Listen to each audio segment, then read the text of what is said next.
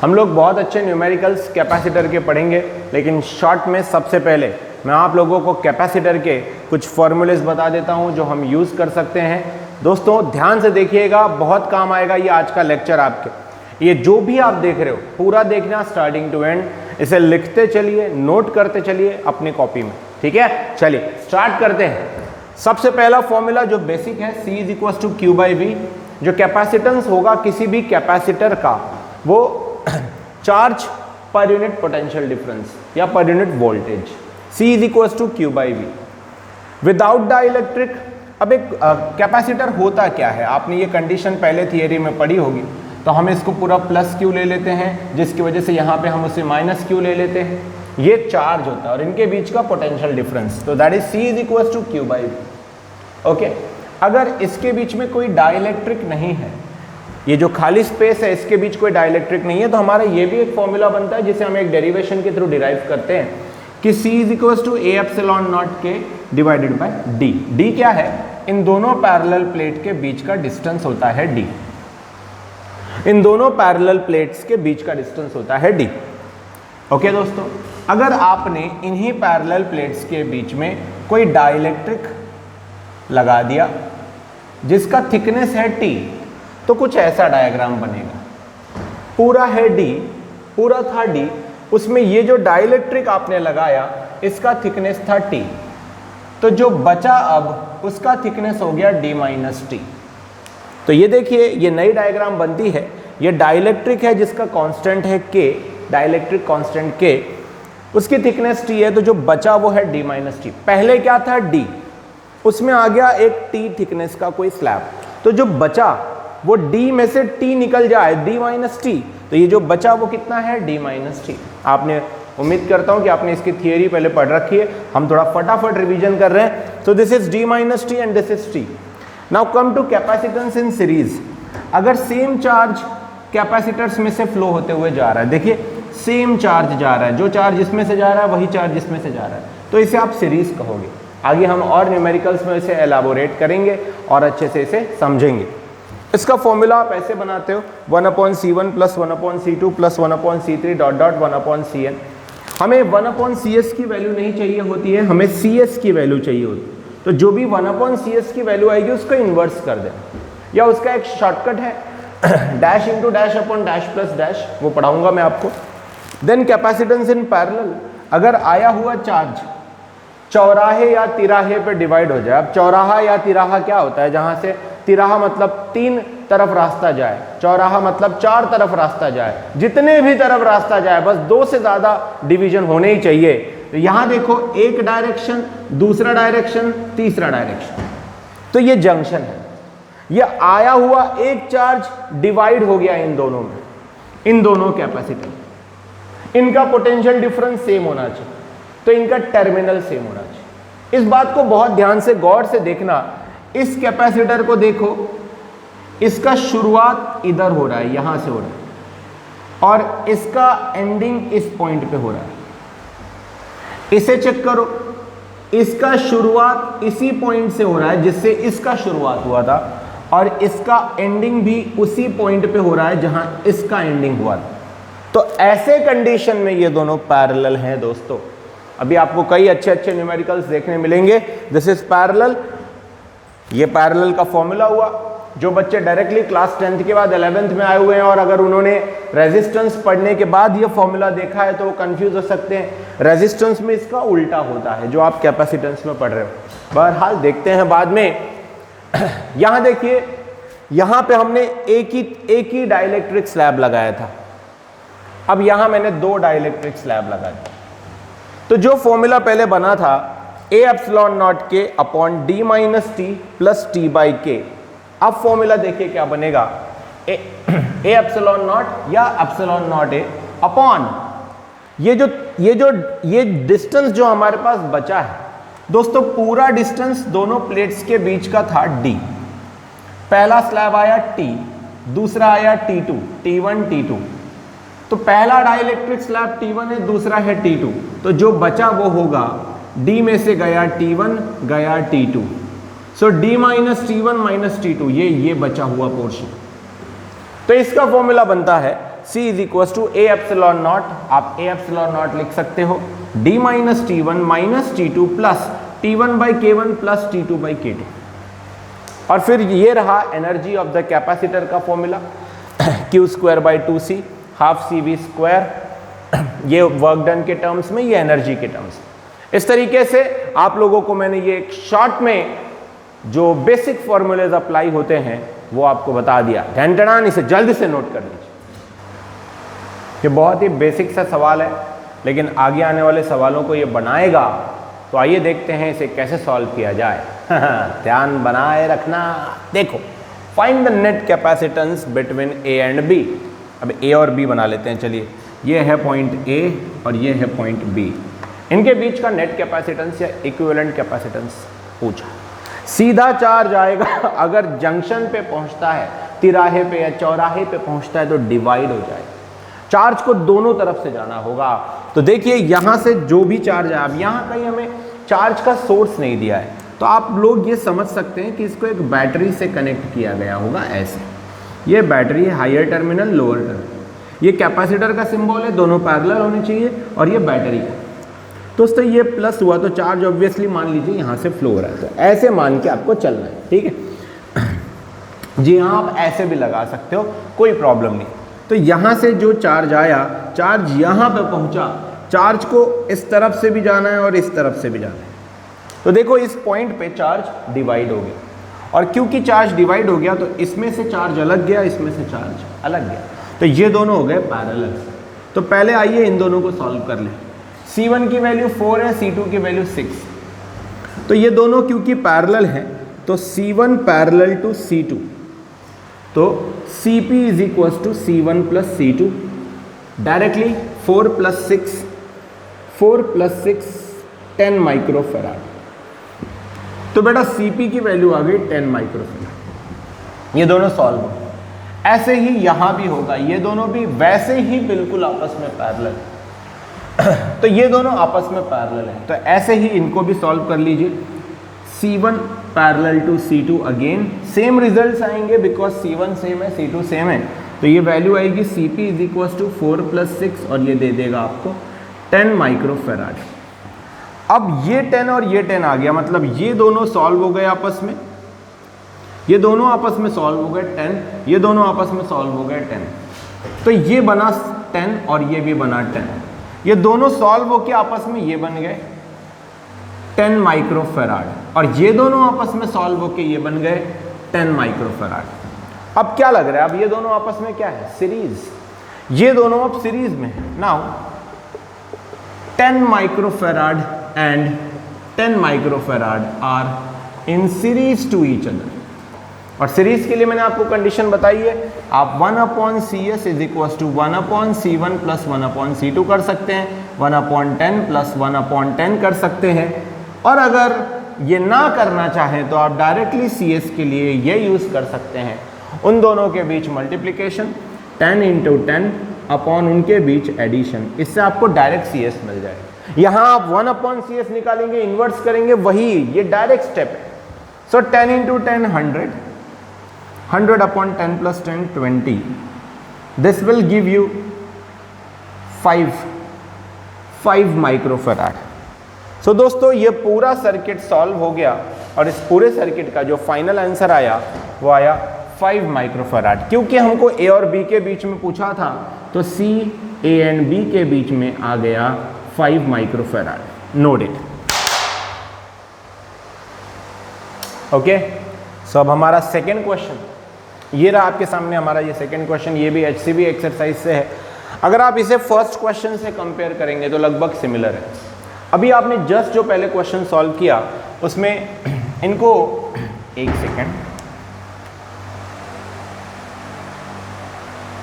अब लगभग सिमिलर है। अब देखिए, पहले आपने C1 C2 ये पूरा सॉल्व किया, आपका जो फाइनल आंसर आया ये भी C1 4 माइक्रोफेराड है, C2 6 माइक्रोफेराड है। तो ये पूरा फाइनली सॉल्व करके 5 माइक्रोफेराड आंसर आया था। यहाँ अगर हम देखें तो यहाँ भी C1 4 है, C2 6 माइक्रोफेराड ही है। तो अगर मैं इस वाले पार्ट को सॉल्व कर दूं, C1 C2 देखिए C1 C2 5 माइक्रोफैराड। तो बेटा इस वाले पार्ट को सॉल्व कर दूं तो डायरेक्टली वैल्यू आ जाएगी मेरे पास। कैसे सॉल्व करना है? बिल्कुल पिछली स्टेप्स को यूज करके। सो डायरेक्टली मेरे पास में वैल्यू आ जाएगी इसकी, और वो आ जाएगी 5 माइक्रोफैराड। नीचे वाले देख रहे हो, बिल्कुल एकदम सेम है, कॉपी कैट है, वो भी वैसे ही सॉल्व हो जाएगा। तो ये भी हम ऐसे ही सॉल्व कर देंगे, दोनों सेम है। और ये भी कितना आ जाएगा? 5 माइक्रोफैराड। जैसे ऊपर सॉल्व किया हमने वैसे ही नीचे सिमिलर थे दोनों भी, तो ये आ गए 5 माइक्रोफैराड। मुन्ना और चुन्ना दोनों सॉल्व हो गए। अब दोनों आपस में देखो क्या है? पैरेलल। तो क्योंकि यहाँ से चार्ज ऐसे डिवाइड होके जा रहा है, सो आप लिख सकते हैं 5 माइक्रोफैराड पैरेलल विथ 5 माइक्रोफैराड। ये दोनों आपस में पैरेलल है, और क्योंकि ये दोनों आपस में पैरेलल है तो आप डायरेक्ट C इक्विवेलेंट लिखोगे। 5 + 5 मतलब 10 माइक्रोफैराड। This is 10 microfarad. ये आपका फाइनल आंसर है 10 microfarad C equivalent. Note it down very fast. तीसरा सवाल है, इस सवाल को देखिए, है ना, एक बंगले जैसा दिख रहा है। इस सवाल में देखो क्या बोला है, find the charge supplied by the battery in the given diagram. Find the charge supplied by the battery. ठीक है, अब इसमें क्या सीरीज है, क्या पैरेलल है, ऐसे डायरेक्टली समझ में नहीं आ रहा है। तो ऐसे सवालों में मैंने लाइव लेक्चर में भी पिछली बार बताया था कि हम क्या करते हैं ऐसे सवालों में। तो जहां भी आपको जंक्शंस दिखाई दे रहे हैं, देखिए जंक्शंस कहाँ है, ये देखिए, ये एक जंक्शन है, ये भी एक जंक्शन है। आप इनको सीरीज नहीं बोल सकते बेटा, क्योंकि ये जंक्शन लगा हुआ है, यहां भी एक जंक्शन है। तो चलिए इनके बीच की नंबरिंग कर देते हैं, या नेम लिख देते हैं। ये है P, ये है Q, है ना। So this is P, this is Q। आइए यहाँ पे हम लोग इस सर्किट को रीड्रॉ करने वाले हैं। मैं यहाँ ले लेता हूँ P और यहाँ ले लेता हूँ Q। ओके, P और Q के बीच में बेटा बैटरी लगी है, वो भी लगाएंगे।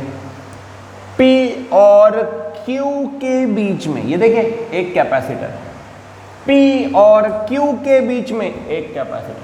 वहीं P और Q ऐसे रास्ते से अगर हम जाएं, देखिए P और Q इस रास्ते से भी एक कैपेसिटर है। तो पहले हम देख रहे हैं कि यहाँ जंक्शन है तो ये पैरेलल में लगेंगे, इसलिए हम P और Q के बीच पहले एक कैपेसिटर बना लेते हैं। हमने अपनी मर्जी से P और Q के बीच ये वाला कैपेसिटर बना दिया, 6 माइक्रोफैराड नाम दे दिया। कोई भी ले सकते हो, पहले तुम ये भी ले सकते हो। फिर P और Q के बीच हमने देखा, इसे थोड़ा एक्सटेंड कर देते हैं। फिर P और Q के बीच हमने देखा कि एक और कैपेसिटर है, तो हमने उसे भी ले लिया। ये हो गया 5 माइक्रोफैराड। क्योंकि जंक्शन है इसलिए पैरेलल ले रहे हैं। और फिर P और Q के बीच एक बैटरी है, लेकिन बैटरी कैसे लगाना ये बहुत ज़रूरी है, क्योंकि पॉजिटिव टर्मिनल किससे जुड़ा है और नेगेटिव किससे, ये देखना होगा। तो पॉजिटिव टर्मिनल Q से जुड़ा है और नेगेटिव टर्मिनल P से। तो हम बैटरी को ऐसे लगा सकते हैं, ऐसे। तो ये देखिए पॉजिटिव टर्मिनल Q से जुड़ा है और नेगेटिव टर्मिनल P से जुड़ा है। ये रहा आपके सामने, जिसकी वैल्यू दे रखी है 10 वोल्ट, तो ये आ गया 10 वोल्ट। अब ये दोनों आपस में क्या है, parallel. So 6 microfarad parallel to 5 microfarad. You will solve it. Cp की वैल्यू आपको मिल जाएगी 11 माइक्रोफैराड। सो आप इन दोनों को सॉल्व कर चुके हैं और आपको फाइनल जो कैपेसिटेंस है, वो कैपेसिटेंस आपको फाइनल मिल चुका है 11 माइक्रोफैराड। और इनको एक बैटरी जोड़ी गई है इस प्रकार से। This is point Q, this is point P, और हमसे पूछा है find the charge supplied. Battery का टर्म वोल्टेज दिया है 10 वोल्ट, और ये कैपेसिटेंस की वैल्यू है C = 11 माइक्रोफैराड। कैपेसिटेंस का फॉर्मूला होता है Q/V, C = Q/V। सो आप 11 = Q/10 ले सकते हो, 10 को मल्टीप्लाई कर दो, 11 × 10 = Q, that will give you the answer 110। अब सब माइक्रोफैराड में थे, तो जो क्वांटिटी ऑफ चार्ज है वो माइक्रो कोलम में होगा, micro coulomb. That's your final answer. दोस्तों इस सवाल को देख लीजिए, है बहुत आसान, इसे सॉल्व करेंगे। लेकिन इस सवाल पे इसलिए ध्यान देना है आपको, क्योंकि इसके बाद एक इन्फिनिटी वाला सवाल है जो कि बिल्कुल ऐसा है। ठीक है, जिसमें कुछ कंडीशंस हमको अज्यूम करके मान के चलनी पड़ती हैं। तो बहुत अच्छे से अब आप लोग यहाँ पर ध्यान देंगे, कैपेसिटेंस से जुड़ा हुआ ही सवाल है, लेकिन इसमें भी हम लोग सीरीज पैरेलल को प्रॉपरली समझ नहीं पा रहे। देखते हैं कैसे स्टार्ट होगा। स्टार्ट करते हैं इस तरफ से, ये 2 2 1 2 1 2 1 2 ऐसे दिया हुआ है, लेकिन यहाँ पर एक बात है कि यहाँ पर इन्होंने 2 माइक्रोफैराड दिया है। अब आपको क्या लगता है ये दोनों आपस में क्या है? देखिए, जो चार्ज चाहे यहाँ से आया हो वही चार्ज इसमें से जाएगा और वही चार्ज इसमें से फ्लो होते हुए जाएगा, है ना। मतलब इन दोनों में से सेम चार्ज आएगा। चाहे तुम यहाँ से भेज दो, यहाँ से चार्ज भेजो, ये चार्ज गया इसमें से क्रॉस हुआ, फिर वही चार्ज इसमें से गया, मतलब दोनों में से सेम चार्ज पास हो रहा है। मतलब दोस्तों ये दोनों आपस में सीरीज है, और अगर ये दोनों आपस में सीरीज है, 2 microfarad and 2 microfarad are in series या सीरीज। तो अगर वो सीरीज में है तो आपको 1/CS मैंने सिखाया है, 1/C1 प्लस 1/C2, आप 1/2 प्लस 1/2 ऐसे सॉल्व करते हुए जा सकते हो, या डायरेक्टली आपको सिखाया कि जब दो चीज़ें सीरीज में हो तो उन दोनों का पहले मल्टीप्लिकेशन फिर दोनों का एडिशन। सो ये आप ये सॉल्व करेंगे, 2 1 जा 2 1 जा, है ना। सो ये आपको दे देगा 1/CS 2 बाई 2 1 जा 2 प्लस 2 1 जा 2, 2 प्लस 2/2, सॉरी 2 2 जा 4, है ना। सो ये आप सॉल्व कर लेंगे इस तरीके से, आपका फाइनल आंसर आ जाएगा। या आप डायरेक्ट सॉल्व कर सकते हैं, डिनोमिनेटर सेम है, न्यूमरेटर को ऐड कर दो, 2/2, simple. So this will give you 1/CS। तो इसी से आपको CS भी मिल जाएगा और CS मिल जाएगा 1 माइक्रोफैराड। तो ये देख लो, जब भी 2 और 2 को सॉल्व किया जाएगा तो फाइनल आंसर 1 माइक्रोफैराड में आएगा। जब भी 2 और 2 सीरीज में होंगे तो फाइनल आंसर 1 माइक्रोफैराड आएगा। देख लो, क्योंकि रिपीट होने वाला है, देख लो मुन्ना। तो इन दोनों को सॉल्व करने के बाद जो आंसर हमको मिला वो मिला, इन दोनों को सॉल्व करके 1 microfarad. So this is 1 microfarad. अब ये क्योंकि ये जंक्शन है, यहां से आया हुआ चार्ज कुछ यहां जा रहा है, कुछ यहां जा रहा है, इसका भी पॉजिटिव टर्मिनल मान लो ये है, इसका भी स्टार्टिंग यहां हो रहा है। ओके, तो इनके starting and ending point same, इसका एंडिंग यहां हो रहा है, इसका भी एंडिंग यहां हो रहा है, तो इसलिए ये दोनों पैरेलल है। अब 1 और 1 जब पैरेलल हो जाते हैं, 1 next hashtag 1 microfarad parallel to 1 microfarad, ये दोनों पैरेलल है, तो C parallel 1 + 1 will give you 2 microfarad.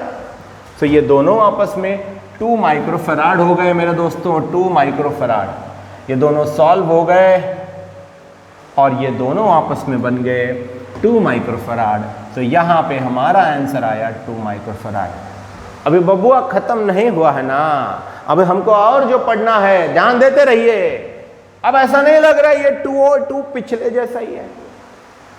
देखिए, जो चार्ज इसमें से फ्लो हो रहा है उसमें से जा रहा है, सेम चार्ज दोनों में से फ्लो हो रहा है, तो मतलब ये दोनों भी आपस में किस में है? Series. This 2 are in series to each other, ये दोनों आपस में सीरीज में है। सो जब भी 2 और 2 माइक्रोफैराड सीरीज में होंगे तो आंसर क्या आएगा? 1 माइक्रोफैराड। सॉल्व करने की जरूरत नहीं है। तो अब हमारे पास में इन दोनों को सॉल्व करके आंसर क्या आ गया? 1 माइक्रोफैराड। अरे ये कहा, ये तो फिर वही हुआ कि ये दोनों आपस में पैरेलल है। देखो, ये वैसे ही तो है जैसे थोड़ी देर पहले 1 और 1 को सॉल्व किया था। तो फिर से 1 + 1 क्या आएगा? 1 + 1 फिर से आएगा 2 माइक्रोफैराड। तो ये दोनों भी सॉल्व हो गए, ससुर के नाती ये दोनों भी सॉल्व हो गए, और ये दोनों सॉल्व होके बन गए 2 माइक्रोफैराड। फिर वही बात पुरानी, 2 माइक्रोफैराड 2 माइक्रोफैराड। फिर वही, जब 2 माइक्रोफैराड सीरीज में सॉल्व होंगे आंसर आएगा 1 माइक्रोफैराड। तो इन दोनों को भी सॉल्व कर लिया जाए, और ये ऐसे गर्र से मिटा दिया और टर्र से लिख दिया 1 माइक्रोफैराड। देखिए अब ये 1 माइक्रोफैराड, ये 1 माइक्रोफैराड आपस में फिर से एक दूसरे को पैरेलल है, तो इनको भी हमने फिर वैसे ही सॉल्व कर लिया। 1 + 1 पैरेलल में 1 + 1, और हमारा फाइनल ये जो वैल्यू आया 1 + 1 आया 2 माइक्रोफैराड। मेरे दोस्तों अब यही बचे हैं दोनों आखिरी में 2 और 2 सीरीज में, और सीरीज में है तो CS की डायरेक्ट वैल्यू 1/2 + 1/2 सॉल्व करोगे और आपका आंसर आएगा 1 माइक्रोफैराड। तो capacitance, equivalent capacitance between A and B 1 microfarad. पूरा वापस से देख सकते हो, समझ सकते हो, एक स्टेप सॉल्व कर सकते हो। बिना सॉल्व किए सिर्फ वीडियो देख के कॉन्फिडेंस नहीं आएगा, सॉल्व करना होगा। नोट करिए। अब ये सवाल देखिए, ग्रुपिंग ऑफ कैपेसिटेंस में ये बहुत एक अच्छा सवाल है और बहुत ही सिंपल भी, मान लेना है इसे। ऐसे ही क्वेश्चंस आपको ग्रुपिंग ऑफ रेजिस्टेंस में, करंट इलेक्ट्रिसिटी में भी आएगा। चलिए पहले आप इसको सॉल्व करके देखें। इसमें जब भी ऐसा सवाल आएगा ना, कुछ सिमिलर कैरेक्टर्स, कुछ सिमिलर वैल्यूज रिपीट होते हुए दिखाई देंगे। अगर हम देखें तो यहाँ क्या रिपीट हो रहा है, ये आप देख लो, ये 2 1 रिपीट हो रहा है, देखिए 2 1 रिपीट हो रहा है, देखिए 2 1 रिपीट हो रहा है, देखिए फिर से 2 1 रिपीट हो रहा है ना, और ये इन्फिनिटी तक जा रहा है, मतलब ये ऐसे जुड़ता चला जाएगा, जुड़ता चला जाएगा भाई। तो हम ऐसे कैपेसिटेंस को कैसे सॉल्व करेंगे? देखिए ये रिपीट हो रहा है और इस तरफ भी A और B दिया है, मान लीजिए बैटरी लगाई होगी। तो ऐसे कंडीशन में हमको एक बात ध्यान में रखनी चाहिए, चाहे जितने कैपेसिटर्स हो, चाहे सीरीज में हो चाहे पैरेलल में हो, मेरी बात को बहुत अच्छे से सुनना मित्रों, चाहे जितने भी कैपेसिटर्स हो, सीरीज में हो पैरेलल में हो, वो फाइनल आंसर तो C नेट या C इक्विवेलेंट हम कहते हैं, C नेट C इक्विवेलेंट। तो इन दोनों को, पहले दोनों को छोड़ के बाकी सब को जितना भी इन्फिनिटी तक होगा हम उसको C नेट मान लेंगे, C नेट या C इक्विवेलेंट, इन दोनों को छोड़ के। तो देखिए मेरे शब्दों को आप हिंदी में वहां लिख सकते हो कि इन दोनों, पहला ये जो पहला पेयर दिख रहा है आपको, इनको छोड़ के बाकी सब को कर दो, मतलब C नेट मान लो। तो फिर क्या करोगे? देखो देखो देखो देखो, ओम बट स्वाहा करने वाले हम लोग। काशी आ गई थी यार। 2, ये सब को मैंने सॉल्व कर दिया, ये सब को सॉल्व कर दिया और सब के जगह ने ले लिया इसने C नेट। सब को लेकर हमने क्या बना लिया? C net. ऐसे ही सॉल्व करना है, ऐसे क्वेश्चन को ऐसे ही सॉल्व करना है, जिसमें ये 2 अच्छा ये मैंने माइक्रोफैराड नहीं लिखा है, ये सब माइक्रोफैराड में, 1 माइक्रोफैराड 2 माइक्रोफैराड 1 माइक्रोफैराड 2, सब माइक्रोफैराड में। सो ये है 1, ये है 2, ये है C नेट। C नेट को हम C मान के चलेंगे कि वो C है, ठीक है। 2 और C आपस में क्या है बेटा? सीरीज। देख, जो भी चार्ज आएगा वो इसमें से वही चार्ज जाएगा, तो 2 and C are in series, 2 and C are in series, ठीक है। ये सब को मिला के C नेट मान लिया। अभी हम इनको भी उसमें ही लेने वाले हैं, रुक जाओ, ठहरो जरा। 2 and C are in series, तो CS की direct value 2 × C/2 + C, right. तो बेटा ये दोनों सॉल्व हो गए और ये दोनों सॉल्व होके बन गया नया डायग्राम हमारा। This is A, this is B, this is 1, और ये पूरा सॉल्व होके हमारा नया डायग्राम बन गया 2C/2 + C। ये रही वैल्यू 2C/2 + C। देख लीजिए एक बार फिर से हमने क्या किया है, 1 माइक्रोफैराड एंड 2C/2 + C, ये एक दूसरे को अब क्या लग रहे हैं? पैरेलल लग रहे हैं। हम उनको पैरेलल में लेके सॉल्व करेंगे। मैंने इन दोनों को सीरीज में लेके यहां तक सॉल्व कर लिया है। अब इसे नोट डाउन कर लीजिए, आगे बढ़ाता हूं, ठीक है। अब देखो ये 1 और ये आपस में पैरेलल है, तो इनको कैसे सॉल्व करेंगे? 1 is parallel to 2C/2 + C, ये मैंने पैरेलल लिखा है, ठीक है, ओके, ये पैरेलल है। तो जो C फाइनल आंसर होगा, फाइनल आंसर इन दोनों को मिला के बनेगा, उसे हम C नेट मान लेते हैं। अब हमारा वो होगा 1 + 2C/2 + C। और सी नेट हमारा सी है। जब हम इतने पूरे बड़े सर्किट को सी नेट मान सकते हैं तो बचे हुए एक को भी सी नेट में गिन सकते हैं। एक की तो बात है इन्फिनिटी तक। अरे भाई तुमने अरबों चीजों को जोड़ लिया तो एक को क्यों छोड़ रहे हो, उसको भी उस अरब में डाल दो, कोई फर्क थोड़ी ना पड़ेगा। तो इन दोनों का पैरेलल ऐसा इक्वेशन बनेगा, ये दोनों प्लस हो जाएंगे आपस में। इसे सॉल्व करने के बाद देखिए ये क्रॉस मल्टीप्लाई करिए, क्रॉस मल्टीप्लाई करेंगे आप तो c आएगा 2 + c × 1, तो ये हो जाएगा 2 + c प्लस इसके नीचे क्या है 1, वो यहाँ मल्टीप्लाई, सो +2c अपॉन नीचे बचेगा 2 + c। ये 2 + c यहाँ भेज दीजिए, c × 2 + c = 2 + c + 2c। ये देखिए इसे आप अंदर मल्टीप्लाई कर लीजिए, c2 = 2c plus c × c c², यहाँ पे ले लीजिए 2 + c + 2c। नोट करिए फिर आगे बताता हूँ। इसके आगे हम इस 2c को इस 2c से कैंसिल कर सकते हैं, क्योंकि वो उधर +2c है, इधर आएगा तो -2c होगा। इधर पहले से ही 2c है तो 2c - 2c कैंसिल हो जाएगा। जो बचा वो है c² = 2 + c। आपने ये सब शायद नोट किया होगा, मैं यहाँ पे अब आगे सॉल्व करके दे रहा हूँ आपको, बहुत ध्यान से देखिएगा। इसमें हम कैसा कैलकुलेशन करने वाले हैं बहुत ध्यान से देखिएगा। इन सारी टर्म्स को जो इस तरफ प्लस है इस तरफ उठा के लाएंगे तो माइनस हो जाएगा। c² - 2 -c लिख लेते हैं पहले, फिर -2 = 0। इसे अब हम सॉल्व कर सकते हैं। बेटा -c को कैसे लिखा जा सकता है, आप इसे समझ रहे हैं हमें क्या करना है? तो हम इसे लिख सकते हैं -2c + c। इसे हम इस तरीके से ब्रेक कर सकते हैं, है ना, क्लास 10th का बेसिक नॉलेज है आपका। तो c² - 2c + c -2 = 0। इक्वेशन समझ में आ गया होगा आपको। -c को हम ऐसे लिख सकते हैं, ओके। सो -2c + c -2 = 0। ग्रुपिंग कर लेंगे हम, तो यहाँ पे c कॉमन है इन दोनों में, देखिए c कॉमन है तो c - 2 प्लस इन दोनों में 1 कॉमन आएगा, अंदर बचा c - 2 = 0। इन दोनों ब्रैकेट में सेम आना चाहिए। याद आया ये सब आपको? सो आप इसको सॉल्व कर लो, c + 1 = 0 और c - 2 = 0।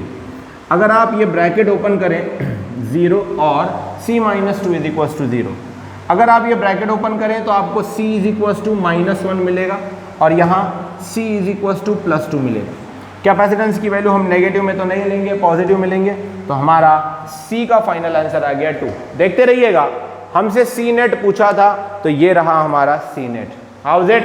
2 बार, 3 बार, 4 बार सॉल्व करिए इस क्वेश्चन को। चलिए नोट करिए, ये सारे माइक्रोफेराड में थे तो ये भी माइक्रोफेराड में ही आएगा। That's your final answer. ऐसे ही सॉल्व करना है इसको, एक बार जरूर फिर से देख लीजिए। चलिए नोट कर लीजिए।